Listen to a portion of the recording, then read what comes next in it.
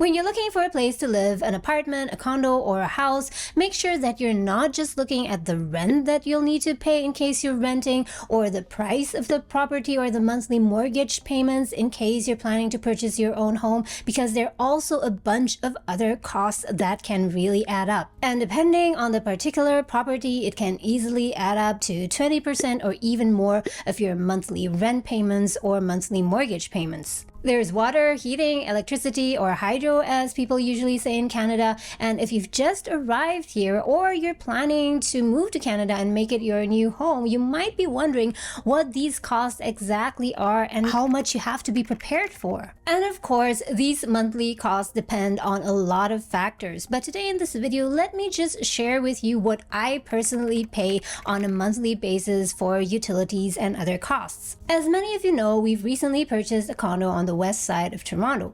Our mortgage is almost $2,700. And it turns out that there are a bunch of other costs that, yes, we were prepared for, but still strikes me as a lot. It amounts to roughly $500 per month, and that does not even include the interest that we pay on our mortgage. And most things that I'll be talking about in this video will be relevant to you whether you're renting a property or you're purchasing your own. So let's go down the list and let's start with those costs that are applicable to renters and owners. Item number 1 is home insurance, for which we pay $34 per month or $408 per year. So what is home insurance actually, and what is it for? Home insurance on sonnet.ca is described as insurance to protect your investments, so your home. Why do I need home insurance in Ontario? Your house is one of the biggest purchases you'll make, and with property prices soaring in Ontario, you'll want to protect that investment. For example, in Ontario, the average cost of a fire claim is $76,172. If something happens to your home, like fire, windstorm,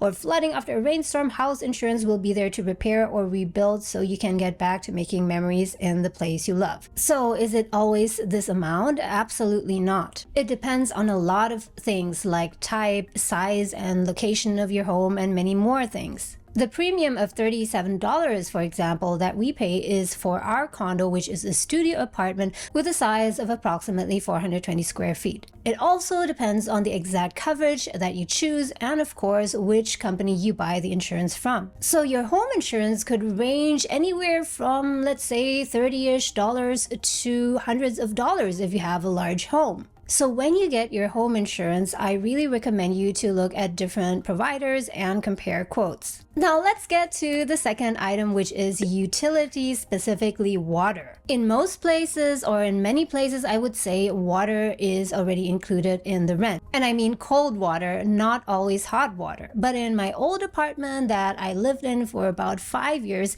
hot water was actually included, which was really awesome. But now here at our new condo, yes, we have to pay for hot water. And on average, over the past 3 months, we've been paying about $26 per month. And bear in mind that that's for showering, for the dishwasher, and also for the washing machine. And you might be wondering what that exactly includes. I and my husband, we each shower once a day. We turn on the dishwasher on average once a day, maybe 5 days a week, not really every day. We wash approximately, let's say, 3 loads every week, and 1 or 2 of them are usually cold, so only 1 load uses warm water. The next item on our utility list is hydro or electricity. So how much do we pay for that? Over the last 3 months, we consistently paid around $35 per month for electricity, which is really good. Our electricity bill was surprisingly $10 to $15 lower compared to when we lived in our old apartment, and that old studio apartment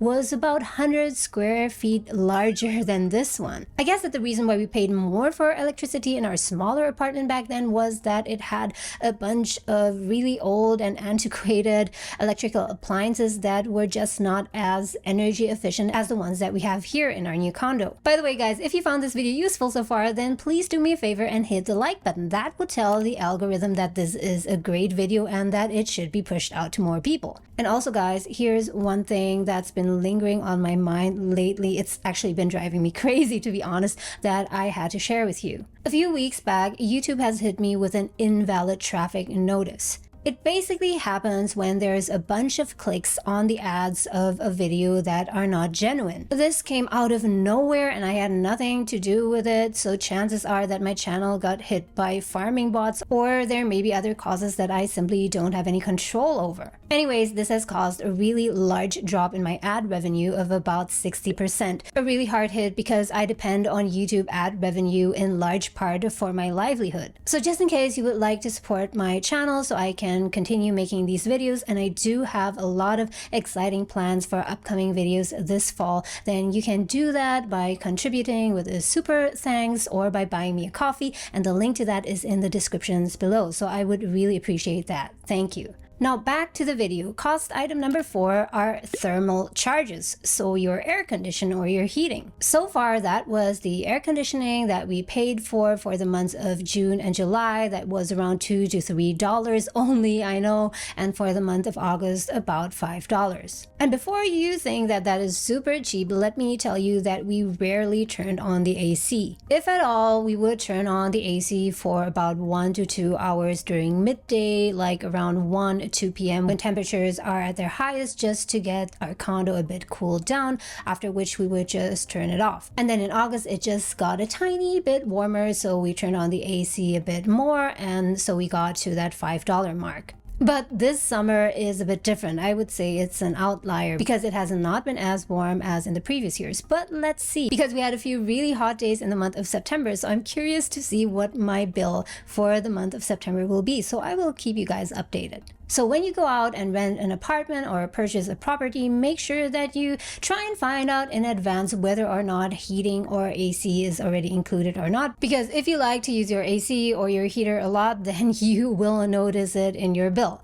And by the way, I've only been living here during the spring and the summer, and we had never turned on the heater here yet, so I'm wondering how cold it will get in the winter in this particular condo. I think the building is pretty well insulated.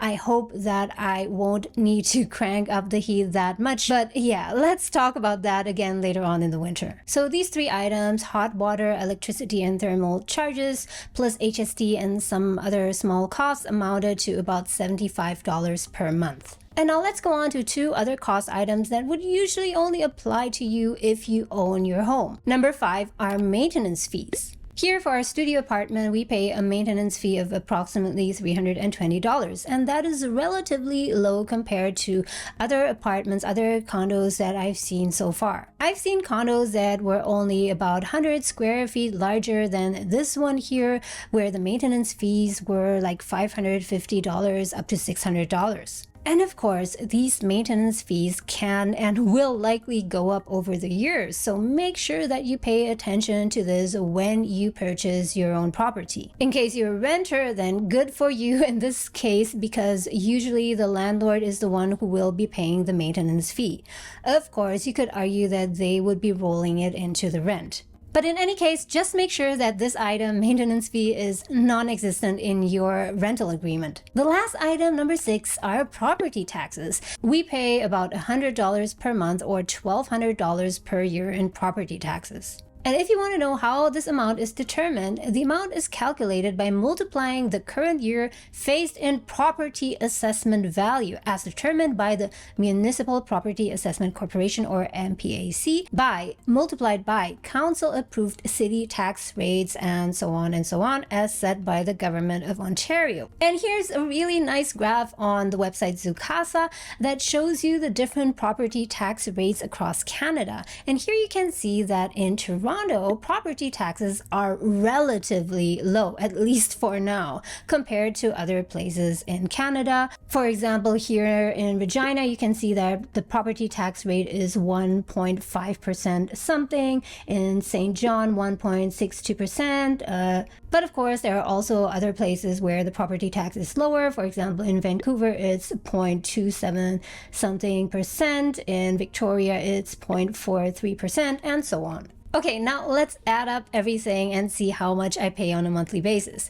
My monthly costs for living in my condo, excluding the monthly mortgage payments and interests, are insurance $34, hot water $26, hydro or electricity $35, thermal, in this case so far the air conditioning $5. I've just taken the maximum number so far, although I think in September I'll be looking at maybe $8 or $10.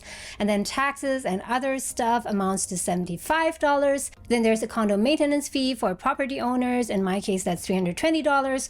Property taxes about $100. So in total, that's $538 in extra cost. So yes, in addition to my mortgage payments, which is around $2,700 per month, there's this additional cost for utilities, etc. of $538, which adds up to $3,238 per month. So guys, I hope that this gives you a rough idea of what costs you need to prepare for in case you're renting your own place in Canada or even buying your own property. Let me know in the comments what you think about this, which of these cost items surprised you the most, and if you're already a property owner, let me know what your experience is with these additional costs. How much have you paid in the past for what size and type of property? I think that information would really help all the other people who are currently deciding to buy their own property or renting a place.